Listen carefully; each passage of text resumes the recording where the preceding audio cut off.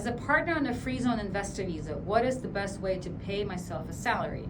Is that allowed?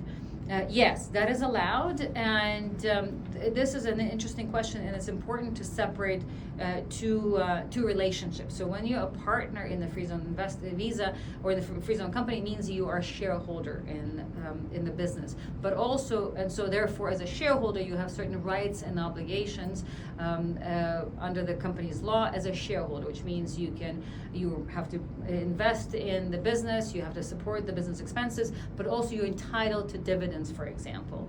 And so those kind of that aspect of your business is subject to the corporate tax law, but then you have another hat, and that is one of an employee, and that is in the event you are an employee. So if you are providing services to the company, working as an employee, because remember, being a shareholder, being a partner in the business does not mean that you actually need to be running the business or need to be involved in the business on a daily basis. But if you are involved, then you ultimately wear a second hat, which is one of an employee, and then therefore as an employee, then you are entitled to also employee benefits, such as you're entitled to a salary, accommodation allowance, housing allowance, whatever it is that the company is that can afford and wishes to offer to its employee for that sort of set of responsibilities. So yes, so in that case, the expenses the company will pay for the employee or your hat as an employee versus your hat as a shareholder will be treated differently for corporate tax perspectives.